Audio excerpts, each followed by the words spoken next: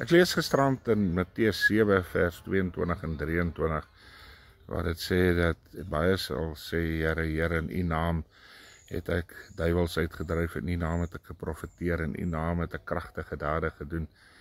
En dan sê U sal sê, gaan weg van my af, ek het jou nie geken nie. Soos daar baie mense wat die baadjie aan het van Christendom.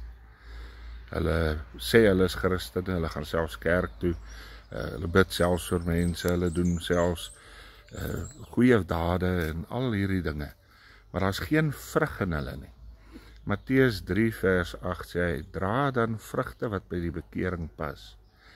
Ons moet nie net lyk soos Christene nie, maar ons moet ook leef soos Christene. Ons moet vrugte uitdra. Nie agter my is 'n suurlemoenboompie, en as jy by die boompie kom, hoe weet ek dis 'n suurlemoenboompie? Want daar hang suurlemoene. Klein suurlemoentjies. Maar dit is 'n suurlemoenboom. En so wanneer die Here by ons kom, wil hy die vrug van bekering by ons kry. En baie mense sê die kerk is vals, dat die Christene skyn heilig. En omdat daar baie is wat die baadjie van Christendom aan het, maar nie die vrug van bekering dra nie.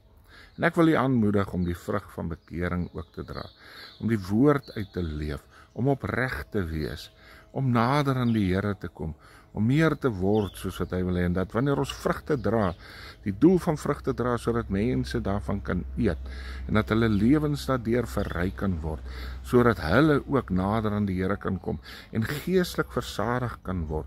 Valsheid word altyd ontbloot. As ek 'n polisie uniform aantrek, gaan ek dalk sommige mense vals dat ek 'n polisieman is, maar mettertyd gaan hulle weet dat ek is nie 'n polisieman nie. Mettertyd gaan hulle weet dat ek het nie die gesag van 'n polisieman nie.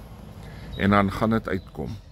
En so kan mens baie keer die baadjie van Christendom dra, maar mettertyd sal mense agterkom dat jy nie waarlik opreg is nie. Maar as jy die vrug van die Gees dra, dan sal mense waarlik Christus altyd in jou sien en weet dat jy opreg met die Here is.